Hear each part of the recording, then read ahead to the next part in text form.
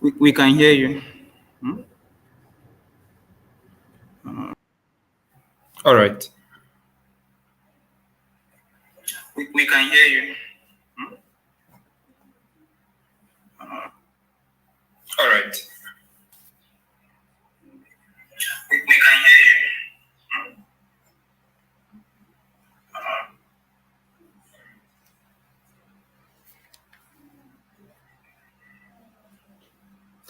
Okay, good morning, everyone. I hope we can all hear me. Yes, so we'll be looking at the introduction to cybersecurity in continuation from where we started, yes, the past 2 weeks. So, just a brief recap on what we've done so far. We've looked at cybersecurity from different perspectives. We've looked at the definitions. We've also, excuse me, we've also looked at the importance, some basic terms and terminologies. We started from the individual. We talked about individual. We talked about organization. We also made mention of talking about the nation. So today we'll be proceeding from where we stopped last week. Last week we looked at various individual security options. How can we ensure our individual security and all of that across our devices, gadgets, as the case may be. So today we'll be proceeding to the organizational level, and we will be starting or looking at it from the perspective of the NIST framework. So please, if you have any question at any point in time, just do well to drop your questions. Definitely, I will respond to the questions in due time. Then those that are physically present, you can also note down your questions. While the online questions, I'll just simply pick them up from the live stream. Okay. So going on to what we have today, we'll be looking at, like I mentioned earlier, the NIST cybersecurity framework. Is simply a set of guidelines and best practices designed to help organizations manage and reduce cybersecurity risk. A set of guidelines, best practices designed to help organizations manage and reduce cybersecurity risk. In this case, it's the size of the organization is not a concern. Every organization, remember we said cybersecurity is our shared responsibility. So every business, every individual, every organization has cybersecurity is of importance to them. So it is also a voluntary framework created by the National Institute of Standards and Technology, a non-regulatory agency within the U.S. Department of Commerce. So that's just a brief about the NIST framework. The framework consists of five primary areas of focus, which is identify, protect, detect, respond, and recover. Meaning, if you're able to identify what you have, you're able to protect it, and you can also detect what may exist in terms of vulnerability, then you also respond or recover.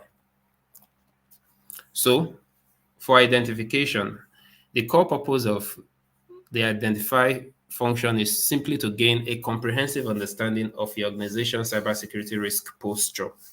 This involves identifying and managing different aspects, which includes inventory, that is, identify asset management. So this refers to maintaining detailed and updated record of all hardware, software, data, and services within your organizational environment. So under inventory, you should be able to identify everything you have within the organization. If it's a department, you should be able to identify your core infrastructures, your departmental hardwares, as the case may be. All of the hardware you have, the software, the data, and the services running within them. The purpose is simply knowing your assets is fundamental for risk assessment and prioritizing security measures. Last week, we made mention about doing self-risk assessment, as that is as an individual. Now, as an organization, you should also be able to do your asset risk assessment, that is prioritizing your security measures. Then we also look at access control. This focuses on defining who has access to what systems and data and what they are allowed to do with that access. So you should be able, in an organization, you should be able to regulate or control what access individuals have to any of your infrastructure, your data, your softwares, your applications, as the case may be.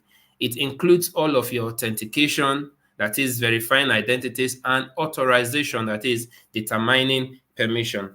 So ability for you to authenticate your users, either on a software, on a platform, even physical authentication, then authorization, what do they have access to? What permissions can they do? Can they implement in an environment?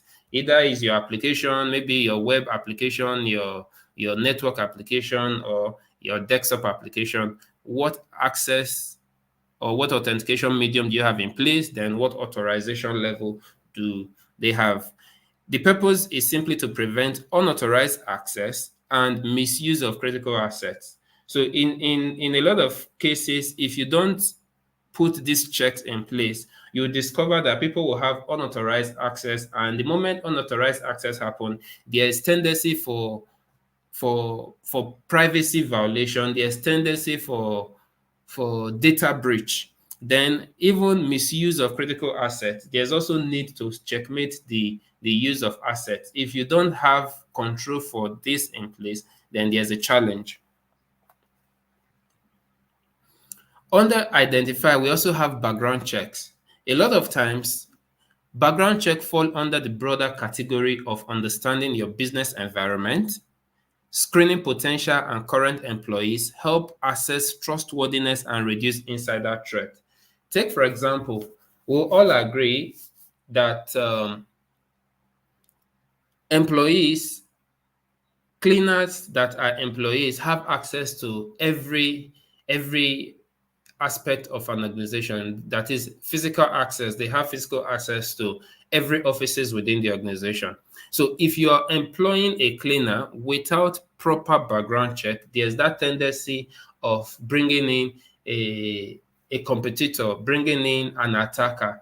Take, for example, there have been a case where a cleaner had access to the MD's office, and of course, cleaners do or carry out their job at hours where there's no one around, and they have access to all of these offices. And if you're bringing in someone without proper background check, let's say you're bringing in a professional. There was a case where a professional applied for a role of a cleaner in an organization. The primary goal for that is simply to gain access to infrastructure, gain access to the working structure of the organization, and without proper background check on that individual, the individual was employed and he was doing a lot of competitive intelligence gathering on the organization. He was even breaking his way into systems, infrastructure, and all of that while doing the role of a mere cleaner. So in this case, there is a need for every organization to ensure that they do background check on individuals they are recruiting, especially for sensitive job roles.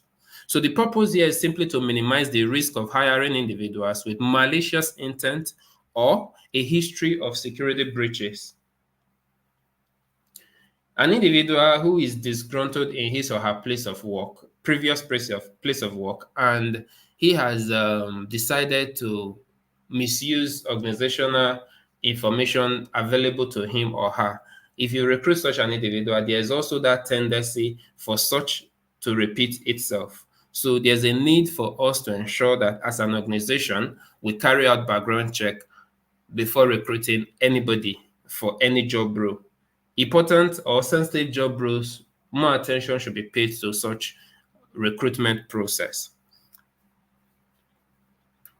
So next is individual user account, that is identity IDAM. Managing individual user accounts is a key part of asset management. This involves assigning unique identifiers, tracking account activity, and promptly disabling accounts when employees leave.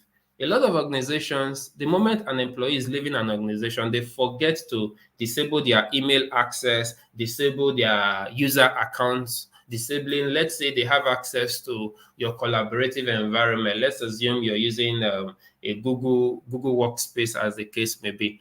The moment an employee is leaving an organization, to ensure the security of that organization, it's important that all access for that employee should be suspended, disabled, or outrightly deleted. So at least primarily for the first time, you can suspend while you review his or her activities. Then afterwards, you move to deleting or disabling, depending on your policies, depending on the organizational policies put in place for disengaging an employee. So all of these procedures should be properly followed. A lot of times too, we'll agree that organizations have policies in place, but it's one thing to have policies in place, it's another thing to ensure that these policies are properly implemented. So you can get organizations, they have policies for disengaging employees, but when employees are disengaged, they don't fully follow what is stated in those policy documents. So it's important to ensure that all access are suspended, disengaged, or totally disabled based on the organization policies. The purpose here is simply to enhance accountability and help detect unauthorized activity.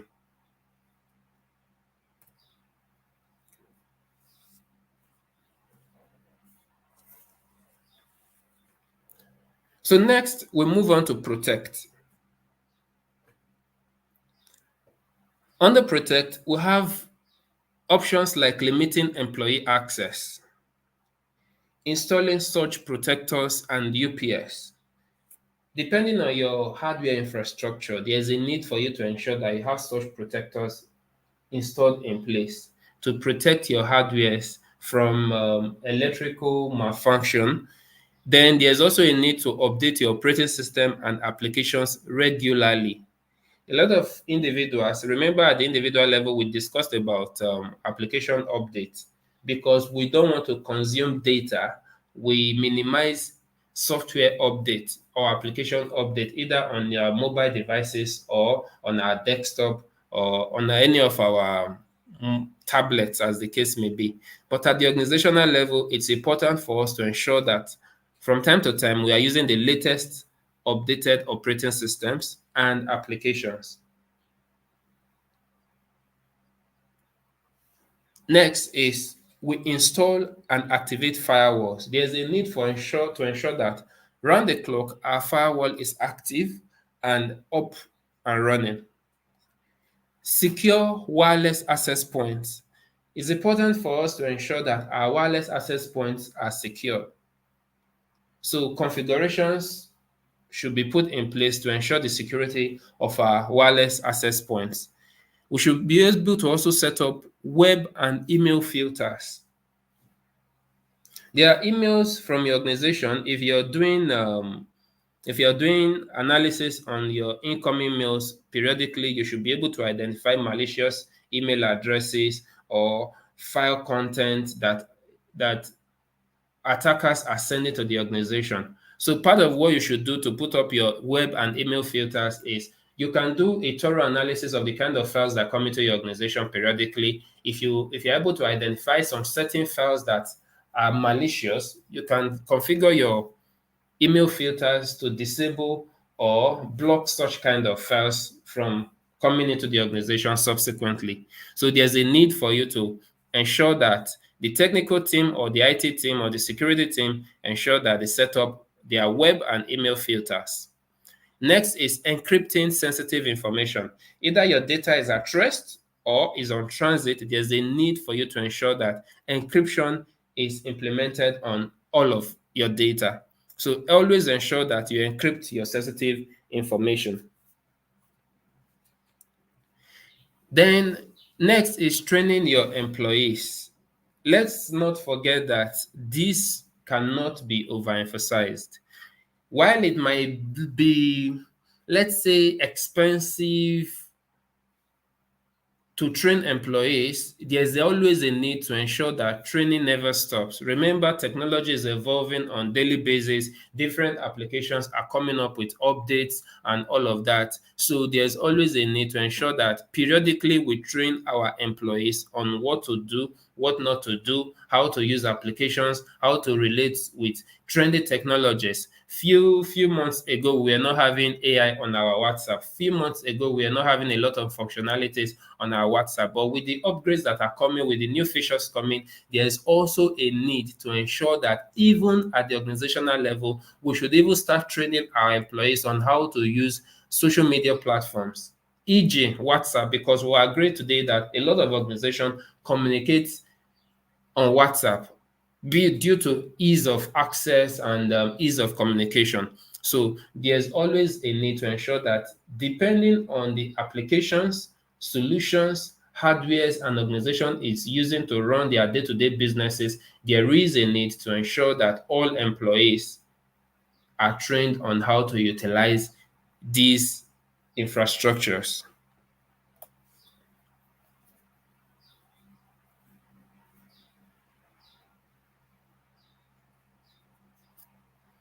Next is detect. Ability for us to install and update antiviruses, anti-spyware, anti-malware, it's important.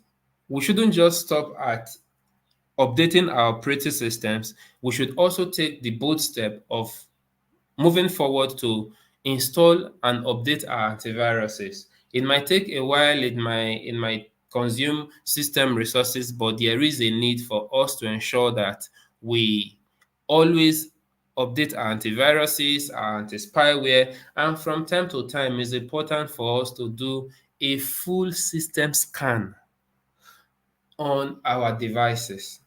If you don't have an antivirus on your mobile phone, it's important for you to get one. Scan your entire mobile device, scan your PC, scan your hardware at the organizational level. Ensure you do a proper check, scanning and scanning your network for vulnerabilities and ensuring that nothing is posing a threat to the infrastructure of your organization. Then always ensure you maintain and monitor your logs. It's not just important to have your SIM solution in place, to have your applications running. Periodically, always go back and maintain, monitor, and analyze your logs. If you analyze, you're able to detect abnormalities. You're able to detect abnormal behavior or abnormal traffic, depending on what you're analyzing. So it's important to ensure that we maintain and monitor our logs.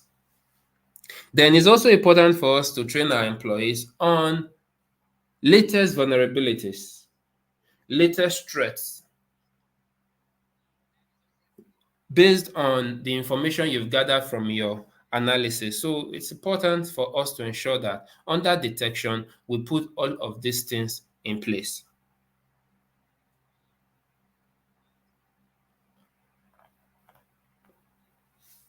Next is respond. How do we respond? Ensure we develop a plan for disaster and security incident. Just like we did a self-risk assessment the other time, there's also a need for you to ensure that you put a disaster recovery plan in place, a DRP.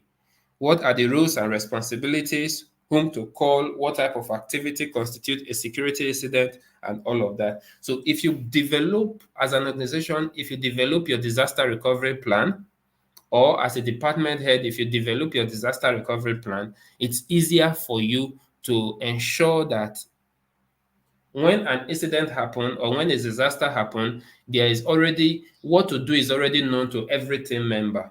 So roles and responsibilities, who is to do what, who is to be called, what is to be done, and all of that. Then most importantly, what constitutes a security incident? You don't wait until the entire infrastructure is taken down before you say, yes, we're under attack. There should be there should be stated stated there should be stated detections that should be recognized or that should constitute a security incident. That way, if there is, for example, if you discover there is a particular mail is sent to 2 or 3 persons within the organization, that can be flagged as an attack. So what should be the next level of action? You don't wait until everybody is attacked and maybe one person fall prey to it and the entire system is compromised before you say yes, we're under attack. No, you should put in place what constitutes security incident.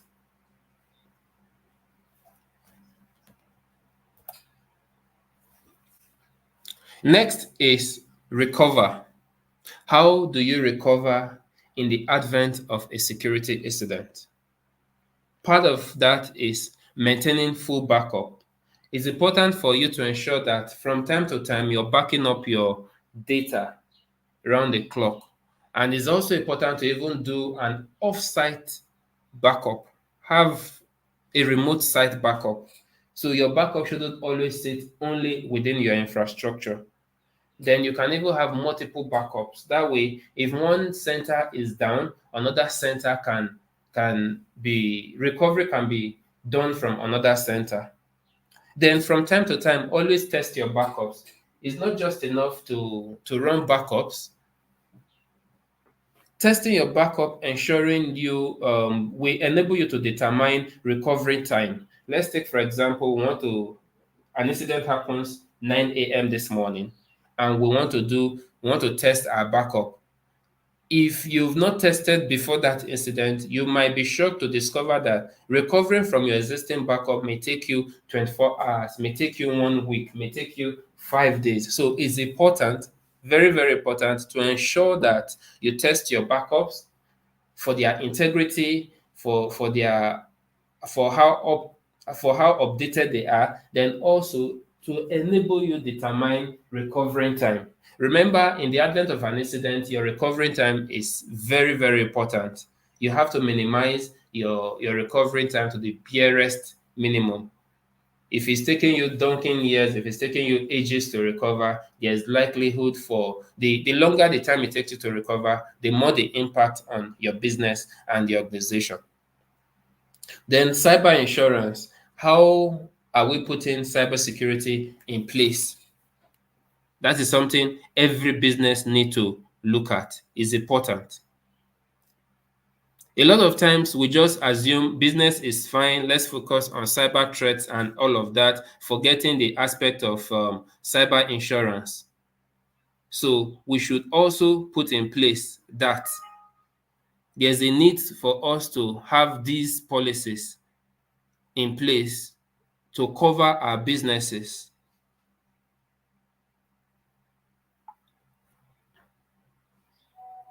So if we have cyber insurance in place, it will help to protect individuals, protect our organizations from financial losses due to cyber related risk and attacks, such as data breach, ransomware attacks, hacking, identity theft, cyber extortion, network failures, social engineering attacks, etc. There are some businesses or contracts you sign with certain organizations. If you don't have a cybersecurity insurance policy in place, that project or that contract will not be signed. So it all depends, and it's also recommended. We are in an IT field, and threats are evolving every day. As much as possible, depending on the severity and confidentiality or priority of any project you are engaging in, always ensure that you have a cyber security policy in place, a cyber insurance in place.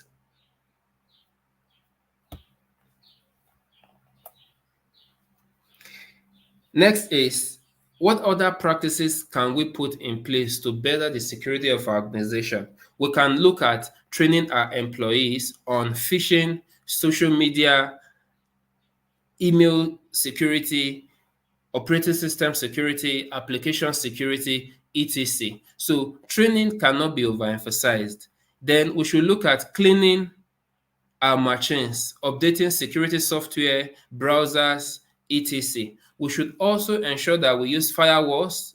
We use mobile devices, password, avoid public networks, report if lost or stolen. So it's also important to ensure that organizations are aware of the latest threats due to hardware theft. So if there's any hardware theft, there's a need to ensure that we report it immediately. So next is maintaining backups. How do we maintain our backups? Are we doing it manually? Are we doing it periodically, weekly?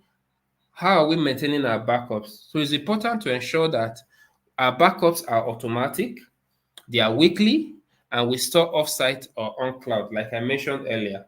It's important while you might have your backup on site, also have a copy offsite, very important, or on cloud. So next is user account for each employee. Ensure that there's a strong password policy implemented at the organization level. If you're using Active Directory, you ensure that there is a strong password. Then admin privileges are limited to certain job roles. There's what we call list level privilege. If an employee have no business to do with a particular privilege or access, there's no point granting the access to that employee. So you always ensure as an organization that you are maintaining list level privilege. Next is securing your Wi-Fi. Always ensure you encrypt and do not broadcast your network name. So in a secure environment, you can disable your SSID broadcast. Don't broadcast your network name. You're using a strong password. So it's only those that even know that there's a wireless in place that will be able to connect. So next is payment cards. Use trusted and validated tools. Always check for HTTPS. These days, checking for HTTPS is not really a guarantee. Reasons be even malicious sites, phishing sites, and all, they all come with HTTPS installed. So it's important that whatever transaction you're doing, you're always careful. Then you ensure that you're limiting access. No one has access to all.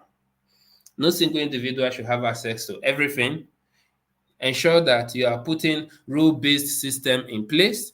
Ensure that software installation must require permission.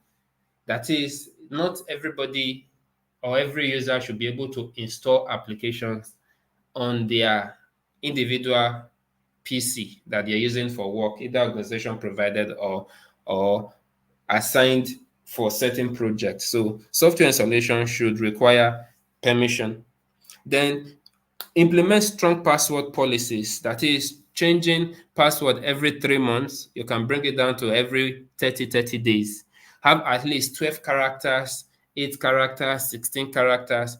Depending, you should ensure that as an organization, you have your password policies in place. Then also ensuring that multi-factor authentication is always followed and implemented round the clock.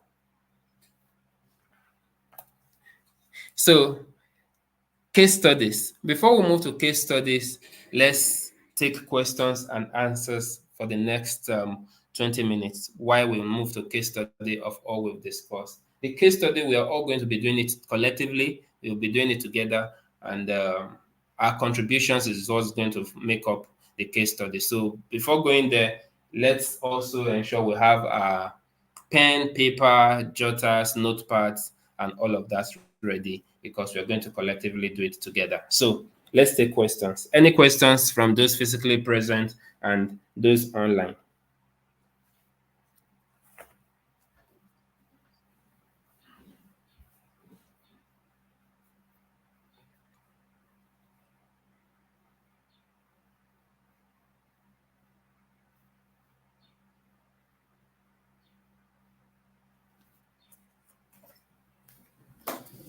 So one of the questions coming from, I'll start. Let me start with questions posted online.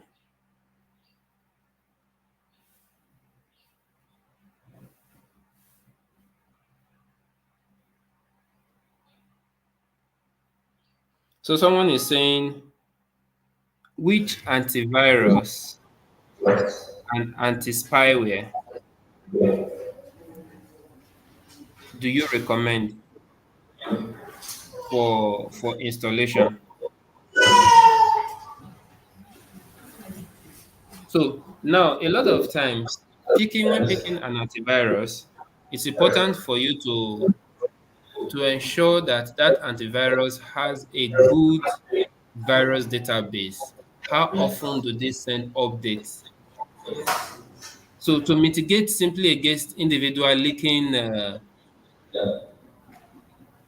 to mitigate against the threat of you installing fake antiviruses or antiviruses that will end up to be malwares, either they are trojans or whatnot. Some antiviruses that one can recommend include Microsoft Defender. I believe a good number of us using Windows have Microsoft Defender already inbuilt on their system. So Microsoft built this free antivirus solution built into Windows machines, and you can simply activate it. Then you have Norton, you have Bitdefender, you have Malwarebytes for malware.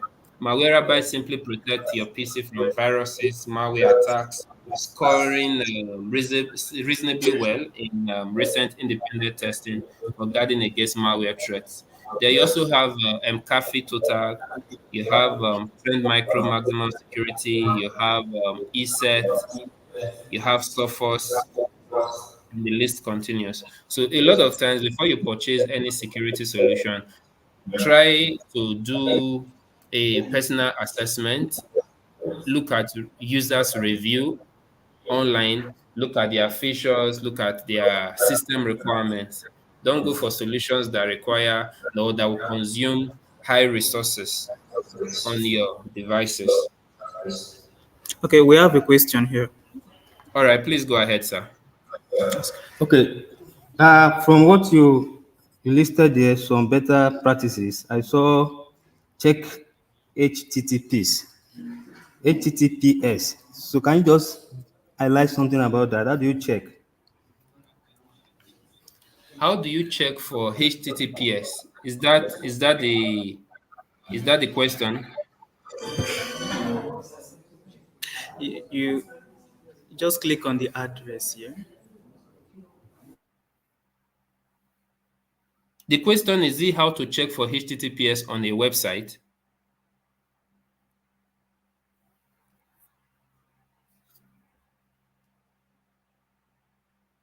Hello. The payment cards. Ask. Yes, under the payment cards. Okay, okay, yes. Yes, precisely under the payment card. How do you check for HTTPs? Okay. HTTPS simply refers, or the full meaning for HTTPS is Hypertext Transfer Protocol that is secure. That is where the HTTP is Hypertext Transfer Protocol. So the S is required, adding secure HTTPS. So to check for it, you can follow these simple steps. Number one, check for the URL. You can look at the website's URL in the address bar of your browser. It usually starts with HTTPS instead of just HTTP. So always ensure that if you're making any payment online or you're logging into sensitive environment, let's say your email environment, always ensure that the website is connecting through HTTPS and not just HTTP. Some website will enforce HTTPS connection automatically. They've enforced it, but some websites that are not fully configured, they accept both HTTP and HTTPS. Now, if you go through HTTP, it means all of your communication with the web server is not encrypted. But it's important for you to ensure that whatever transaction you're doing, you're going through the HTTPS enabled or going through the HTTPS route. So another thing is encryption. Ensure that you're using end-to-end encryption to protect. Um, ensure that your next is look for the lock icon. Look for the lock icon. Most browsers display a padlock icon or a green address bar on the browser. So when a website is using HTTPS, there's always either a padlock or a green bar on the browser. So always look out for the lock icon or the green bar. Then another thing is you can check the certificate. If you click on that lock on your browser, you will be able to you'll be able to view the certificate information. Ensure that the certificate is valid and is issued by a trusted authority and it matches the website domain. So a lot of times, if you click on that padlock or the green bar, it will give you detail of the certificate authority, who issued the certificate. If it's a trusted one, your browser, latest browsers, your Chrome, your Microsoft Edge, your Mozilla, Thunder, as the case may be, any browser you're using that is latest, they will be able to tell you if that certificate authority is recognized or not. Then another thing is you can verify the SSL or TLSL version by simply making sure the website is using a recent version of SSL or TLS, that is the transport layer security. So you can use tools like SSL Lab, or you can use tools like Why No Padlock. There's a tool called Why No Padlock. You can use that to check the SSL or TLS version and configuration of your HTTPS. Then lastly, you can always ensure that you are using browser extensions. I think last week we said something about extensions. Browser extensions like HTTPS everywhere or your SSL checker is an extension which can automatically detect and alert you if a website is not using HTTPS. I hope that is clear. So basically, always ensure that HTTPS always ensure that a secure connection between your browser and the website is in place. Okay. Hello, Mr. Victor. Yes, sir. Mr. Victor, please, the students are requiring you to share your screen and show them practically what you mean by all these things you just said. Okay. All right, it's fine.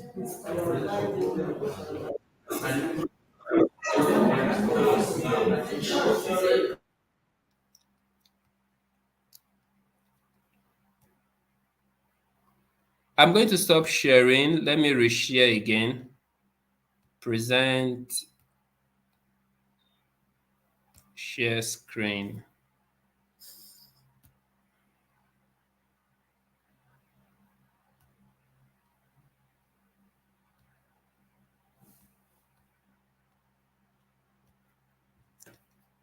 Can we all see my screen?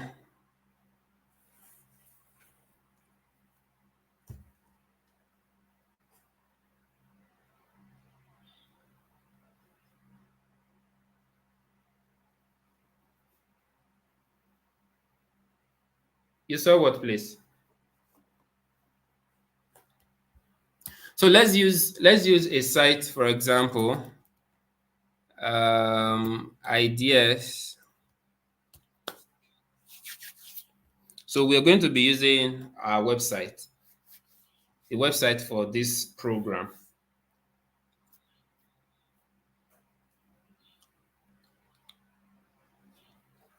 So if we look at this site from my browser, I hope you can all see my screen.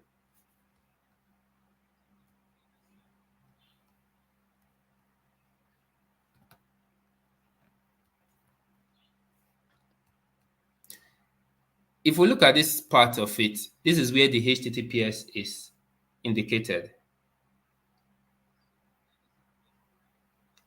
So let's try something. Let's try accessing this site without HTTPS. I'll simply remove this S and we will be connecting through HTTP and I'll hit enter. Now, we'll observe that automatically, even removing the S, trying to connect through HTTP, it will automatically redirect us through HTTPS. I mentioned it earlier, which goes to tell us that yes, this particular site is properly configured for this HTTPS connection.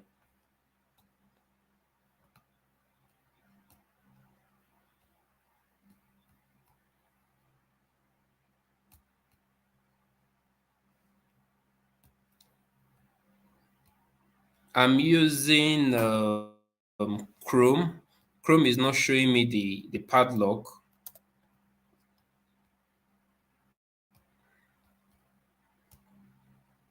So what I would do, let me move to a browser that will show us the padlock. So we'll use that to explain further.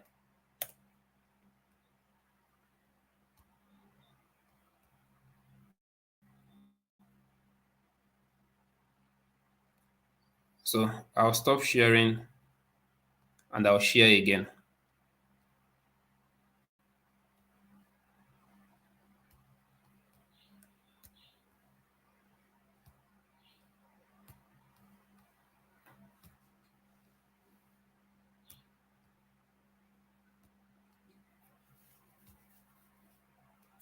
Okay, so I switched to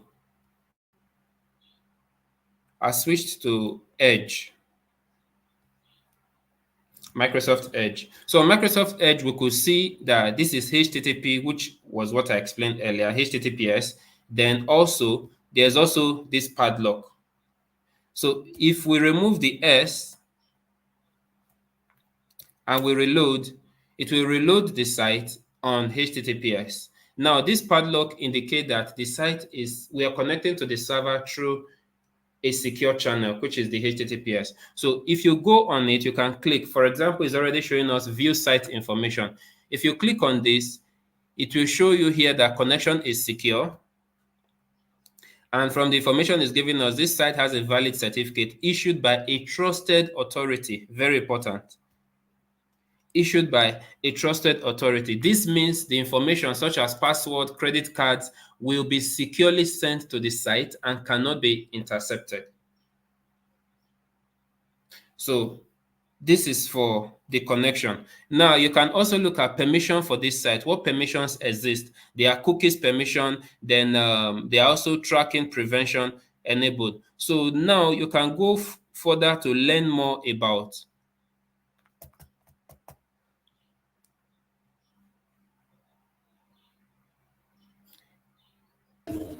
Mr. Victor, Yes.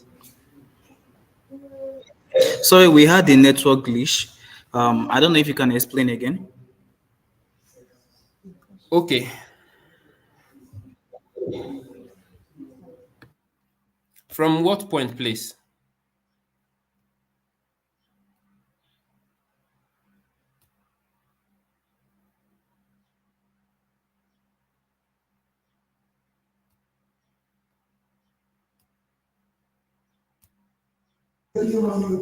Sorry, from the locking parts. The moment you open Microsoft Edge, we are not with you. So Okay. Like I said earlier, let me go through that again. On Microsoft Edge is showing us both HTTPS clearly, like we have here, and is also showing us the padlock, which we mentioned earlier and explained earlier. So if you click on this padlock, it's giving us information such as connection is secure and is stating this site has a valid certificate issued by a trusted authority. This means information such as passwords or credit cards will be securely sent to the site and cannot be intercepted. Always be sure you are on the intended site before entering any information. So remember, this last part is just another caution. Before, not minding whether the site is secure, it has HTTPS or whatever, before you proceed, always ensure that you are on the intended site. So you are not on a site that has, let's say, URL. They've changed some characters on the URL, meaning you're on a fake site instead of the legit site. And because you're seeing HTTPS, you feel your site is secure, your connection is secure. No. So always do that extra check to be sure that, yes, you are on the intended site. Then moving further, you can always show. It's not just enough to say, okay, this certificate is from a trusted authority. You can go further to click to find out who issued that certificate. Who is the certificate owner? Who is the issuer? So from here, we can see more information about the certificate. The common name is for ideas.baseuniversity.edu.ng. The organization is not available here. It is issued by the certificate name is issued by R3 Let's Encrypt. And this validity period, you can actually check when a certificate will be valid and when it was issued and when it will expire. So for this particular certificate on this site, it was issued Thursday, April 18, 2024 at this time, and it will expire on Wednesday, July 17, 2024 at this time. It's using 256-bit SHA encryption. And we can see the certificate public key here. Then you can go on to click on details to see more details about the certificate.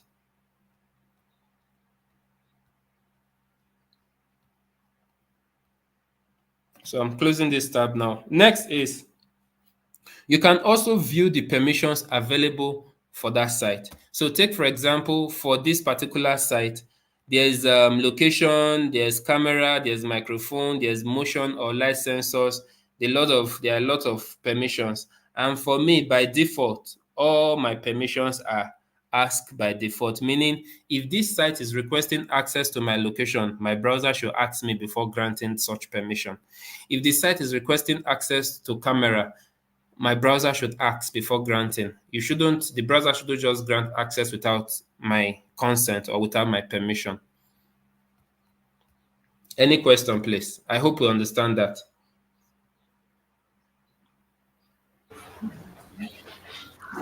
We have another question.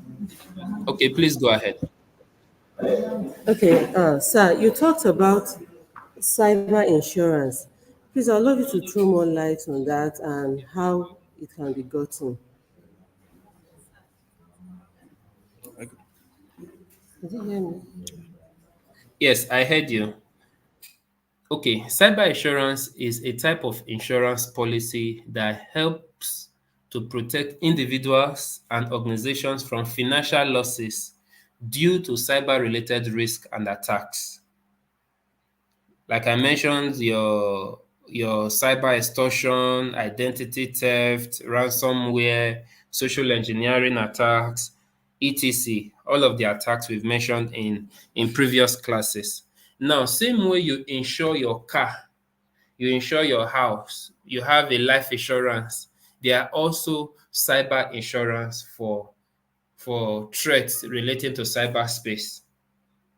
Do we understand? So it's just that at the moment, it's not all insurance companies that offer a cyber insurance policy. Some they don't even really understand what cyber insurance policies are. Then some are too scared to take that risk because in the industry, just same way accident can happen at any time, an incident, a cyber attack can also happen at any time. Now the difference is if it's a car you are insuring, for example, if an incident happen on that car, the max that can happen is either loss of life or the vehicle itself. And the vehicle itself, the max that will happen is they are going to indemnify you with the current worth of that vehicle or a certain percentage depending on what is in the policy document. Now, in the case of cyber, it is actually different because sometimes you can't really You can't really estimate to what extent an attack impact will be on an organization. You can't really estimate. So a lot of companies, a lot of insurance companies, they don't offer cyber insurance policies, but there are some that offer cyber insurance policies. If you need organizations or insurance companies that offer cyber insurance policies, you can reach out to me privately. We have a good number of them that are reliable, that we've done businesses with, and we are still doing businesses with, that I can recommend on personal ground for you. So just basically in simple terms, your cyber insurance is similar to your regular insurance companies that either insure your vehicle, but this time around they are insuring your businesses, they are insuring your projects, your contracts, as the case may be. I hope that is clear enough, man.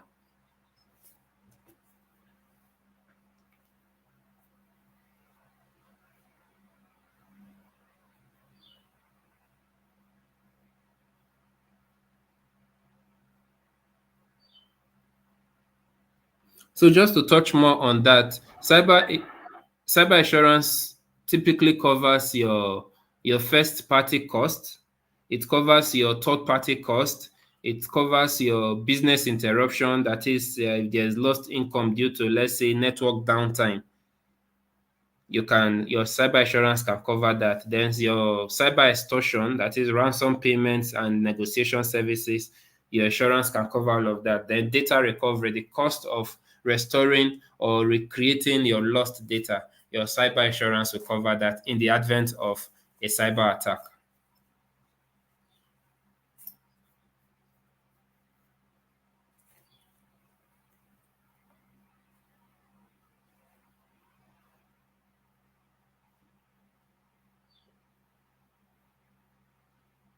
I hope that is clear. Please, any other question?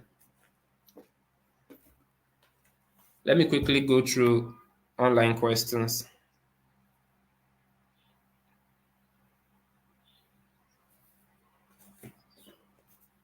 So online, someone is asking, what is data encryption, and how do we achieve that on our data? What is data encryption, and how do we achieve that on our data? Okay, so basically data encryption is the process of encrypting your data. In simple terms, converting your plain text, that is data that is in readable form, into ciphertext, that is data that is in unreadable form. So to protect it from unauthorized access, theft, or tampering. Remember last week we mentioned about integrity, the confidentiality, integrity, and availability. So under integrity, encryption will ensure the integrity of your data is untampered. It will ensure it is confidential. That is, it will mitigate against unauthorized access. It simply involves using an algorithm and a secret key to transform your data to a code that only can be decrypted with the correct decryption key. And there are common types of data encryption, which include symmetric, asymmetric. Then even we have hash-based encryption. We are not in an encryption class who would have gone deep or in-depth into all of that. There's symmetric, there's asymmetric, then there's hash-based. I hope that is clear.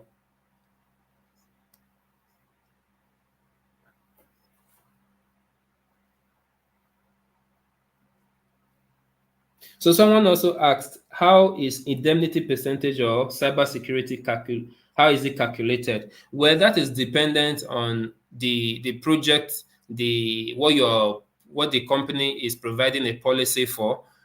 They make the decisions, they do the evaluation, and is a thing of negotiation. So sometimes they can give you a rough estimate. Sometimes they will look at the worst case scenario. If an incident happens to a particular infrastructure, let's say you have a data center that is worth 20 million total, and they begin to, if they want to provide you a cyber insurance policy, they will look at the overall cost of hardware, then maybe give a certain percentage for data.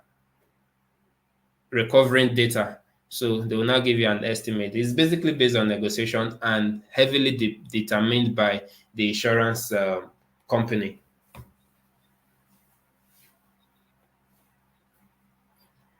Any other questions, please?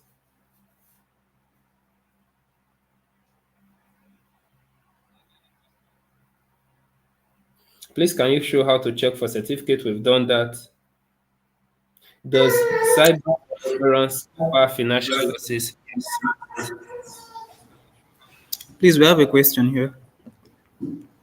All right, please go ahead, sir.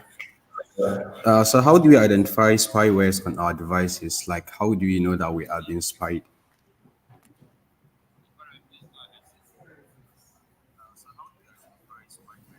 Okay, there are things you should look out for.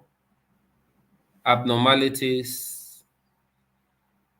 There are some indicators for spyware presence on our devices. Abnormalities. Let's say, for example, if you have an email, if you receive an email, if you have an email that you know too well you've not opened that email, but when you opened your email client, you discover your email has been read, there's an indicator that something is happening.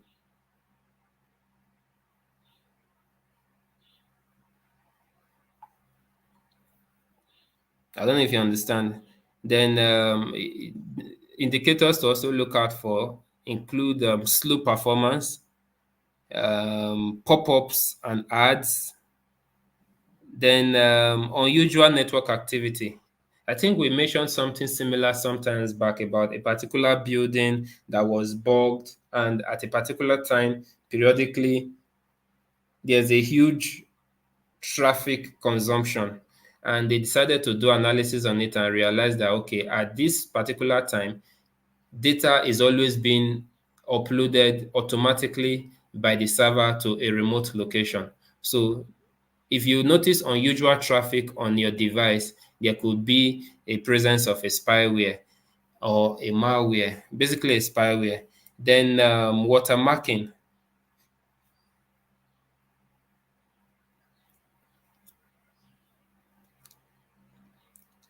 Unusual network traffic, strange device behavior if your device is malfunctioning. For example, you are using your system and maybe your mouse is moving itself beyond what you're doing. That could be an indicator. Then let's say new programs or toolbars installed on your application. Remember the last time we talked about remotely installing applications on your device. So if you see new applications installed on your device, then that is also an indicator. If your settings have changed, your configurations have changed. In ethical hacking, you will be taught about privilege escalation. If you've gained access to a system, the next thing you do is you escalate your privileges, either from a mere user to an admin or to a higher level role. So if you see that your settings have been modified, then that is an indicator. A spyware may actually alter your browser settings, your homepage, your default search engine, etc. Then increase data usage. If your battery is draining faster than it used to be, it means there are some background applications that are running without your consent. So there's a need for you to actually do a mini assessment on your device. Then maybe unwanted apps. If you begin to see apps that you don't want installing themselves or automatically, you're just appearing on your device. Then finally, suspicious system files. If you see unknown files, folders that appear on your system or in your directories, then these are clear indications of a spyware on your device. I hope that is clear, sir.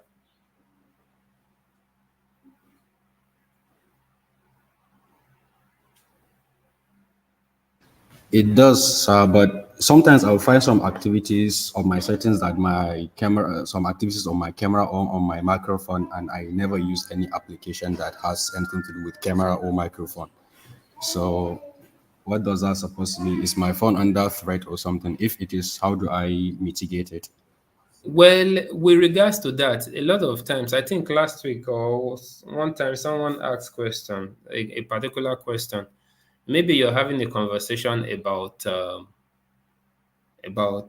let's say food, and the next thing you go to your social media platform and adverts you are seeing are relating to food, and all of that. Now, when you see your microphone active, your camera active, remember when you were doing installation of some certain apps, you granted permission to these apps. Sometimes I think in either the first class or the second class, we mentioned about installing applications that require access to what they do not need. Why should a calculator be requesting access to your microphone, be requesting access to your camera? Do we understand? So it's also important to ensure that a lot of times you notice that when you have granted access to some applications at the time of installing because they requested access to these input devices on your device. So sometimes they request access to microphone and they request access to camera while you are not directly using that microphone for, let's say, a live meeting or a virtual meeting or recording something. These applications are actually using your microphone to listen to background environment, to listen to what's happening in your surrounding. Take, for example, some of us, we have Siri enabled or whichever application that listens to your voice command for your IoT devices and all of that. So this keeps these devices or these input functionalities active. Your microphone, your camera, your sensor, even your GPS location. I hope it's clear, sir.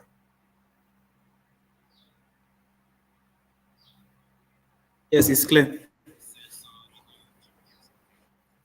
Any other question before we proceed, please?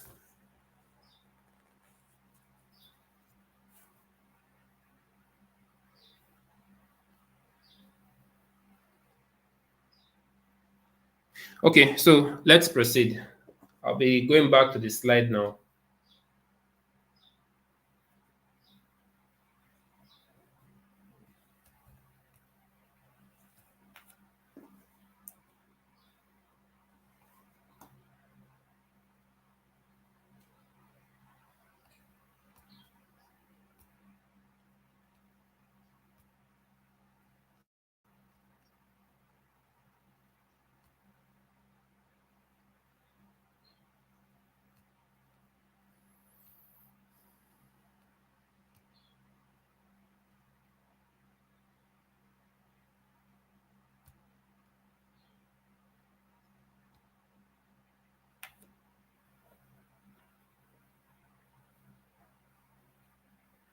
So, case study.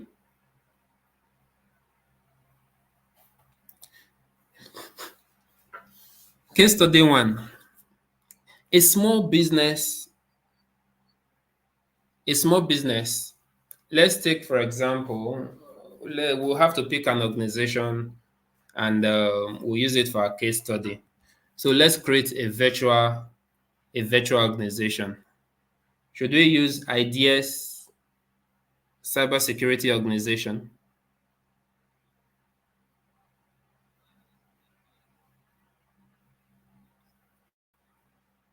So let's use ideas cybersecurity organization, and it's a small retail business with limited IT resources. And our challenge, we have to do a challenge, right? Our challenge as an organization is increasing concerns about cybersecurity threats like ransomware and data breaches. So in depending on the organization, the challenge may be different. Some may be data backup, some might be access in terms of internet connectivity, some might be email security, or a combination of any of these. Okay. So for this, our company, the challenge we are having is increasing concerns about cybersecurity threats like ransomware and data breaches. So following by the NIST framework that we have described earlier, if we are going to implement the NIST framework, we are going to start with identification, that is identify. So we have to conduct a risk assessment to understand the potential threats and vulnerabilities.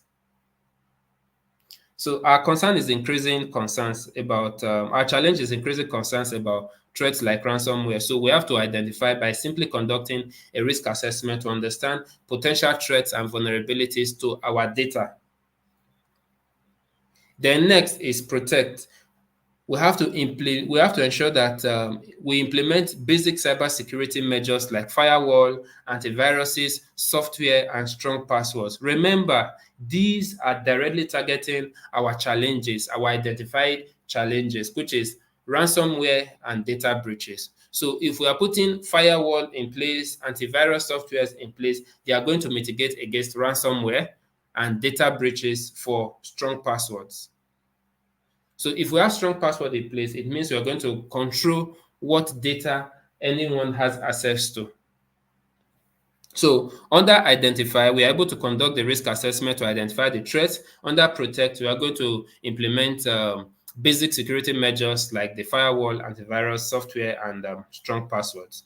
So under detect, we are going to deploy intrusion detection systems to monitor our network activity. IDS, either intrusion detection, or we deploy IPS, intrusion prevention. This is aimed at monitoring the network activity round the clock for abnormalities, for disabled um, blocked files or blocked contacts or email addresses, as the case may be. So under response, we are going to ensure that we develop an incident response plan outlining steps to take in the case of a cyber attack. So in our company, we are going to respond by developing an incident response plan, your IRP, or a disaster recovery plan. Then under recover, we are going to establish backup procedures for critical data. So for us to ensure that we put a recovery plan in place, we have to ensure our backup procedures are important, are in place, and they are intact. And of course, we're also going to be testing our backups. Then the overall outcome of this is that small businesses like ours, that is the virtual one we've created, will significantly improve its cybersecurity posture by reducing the likelihood of a successful cyber attack. I hope we understand that.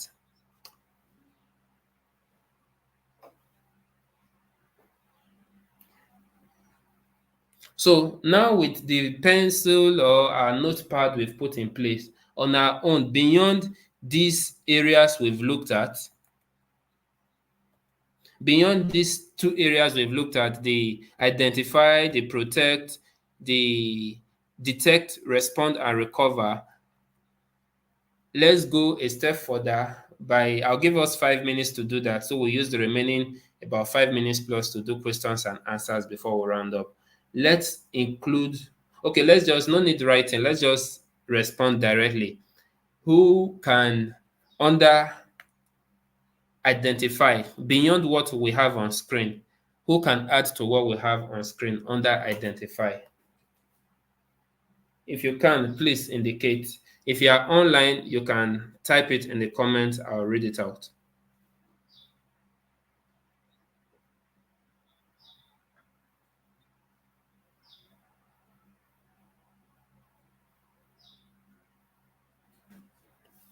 Someone is asking online, what is NIST framework? We have this, you joined the class late, that's why you missed out on that.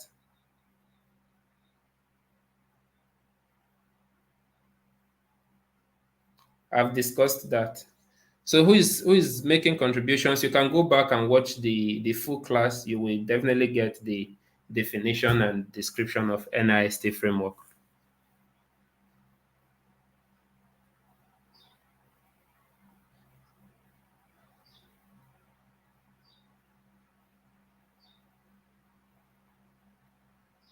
Yeah, so someone online is saying under identify, know the nature of the malware you are dealing with. Exactly.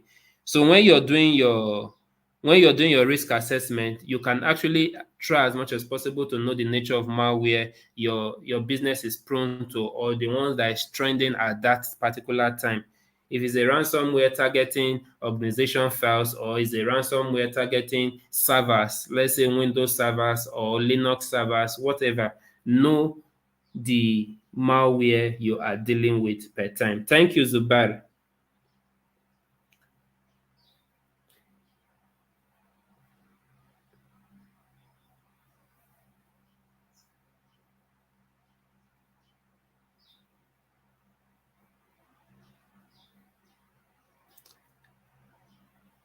Anyone physically that wants to respond before we go to question and answers? It's going to be very brief.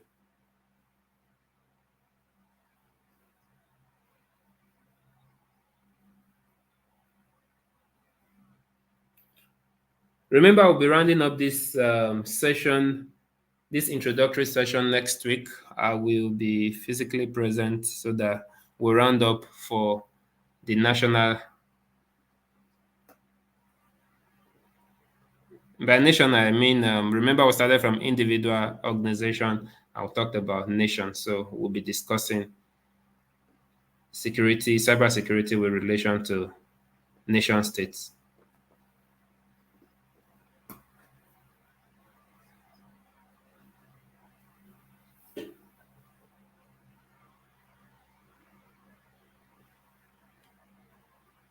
So online, Godwin is also saying, under identify, know the aim and reason for the attack. Yes.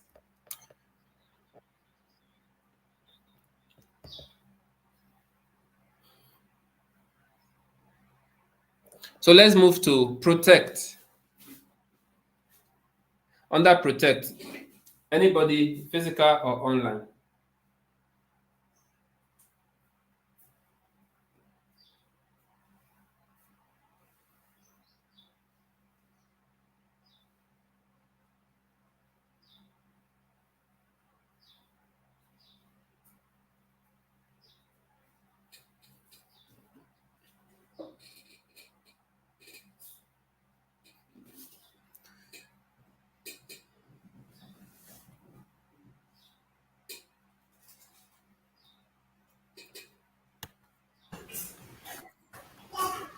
Okay, so under the protect, the small business can update the existing password they have, then put in a stronger password.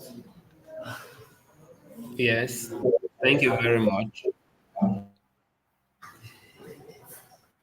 Implementing strong password policy, enforcing password policies that are in place. It's not just enough to implement, it's also important for every organization to ensure that they enforce policies.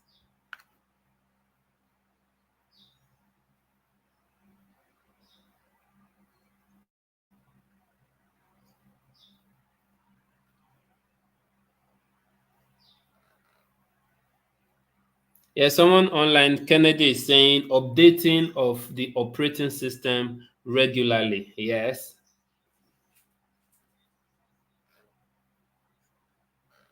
Olushego is saying under protect, perform software update. Yes. So it means we are following. So under detect, under respond.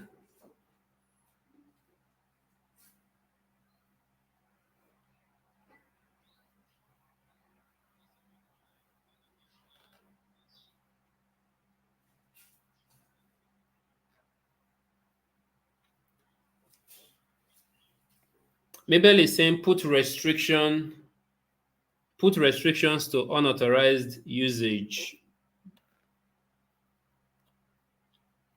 All right, so let's round up with questions.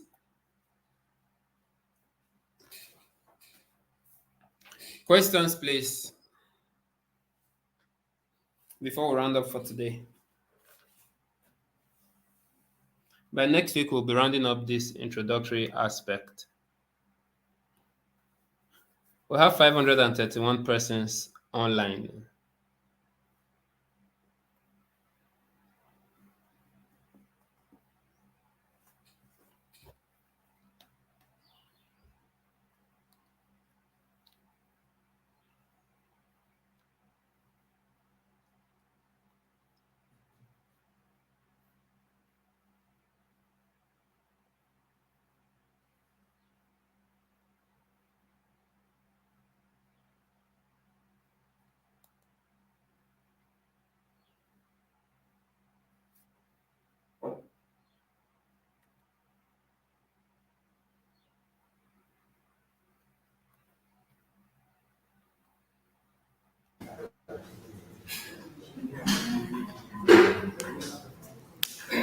Uh, Mr. Victor, I have a Yes, sir. question, please.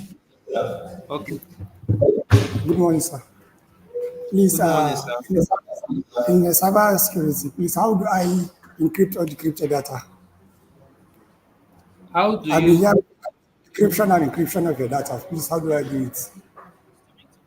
Okay, you can encrypt data either manually or you can use automated tools. For example, your Windows environment, you can install BitLocker where you can lock your setting folders. You can encrypt the applications to also encrypt your hard drive. Then if you go to Linux environment, you can also do encryption and decryption using different steganographic tools. Then by if you're creating a PDF too, you can also password your PDF. So encryption is basically restricting access and converting that data to unreadable state.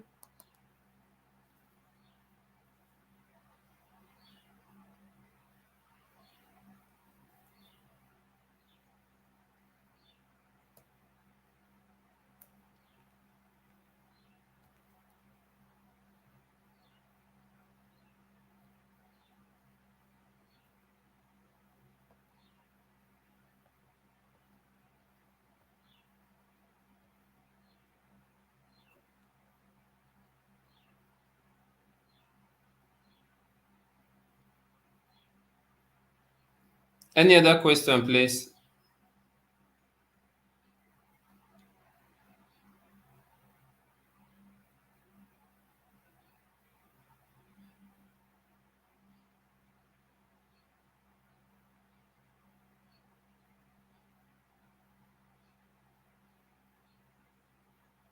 Okay, go ahead.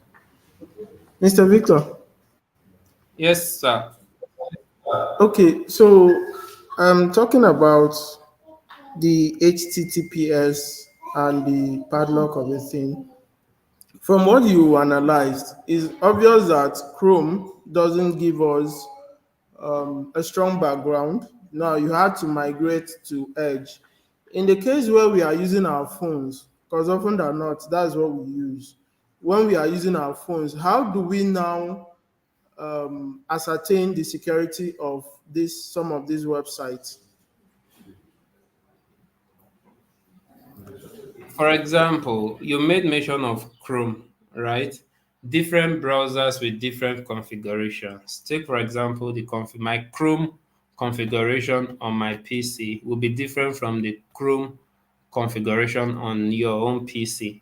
The configuration is basically customization. How I customize my browser is different from how you customize yours. Remember, we made mention of extensions and all of that, right? So if you pick up your mobile phone now, if you go to Chrome browser on your phone, you will discover the padlock is showing there.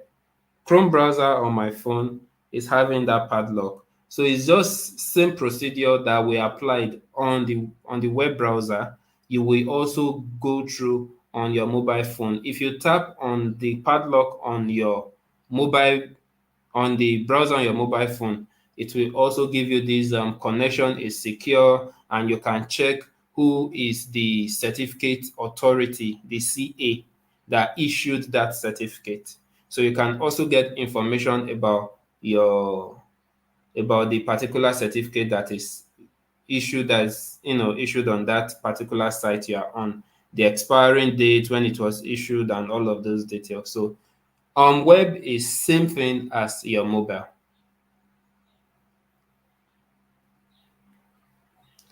So any other question you have, please feel free, drop it online. It's already 11:28. We have another class by 11:30.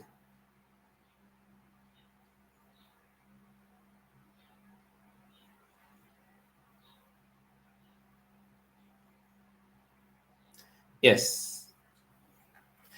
Thank you all for your time. See you in class next week, Saturday, same time.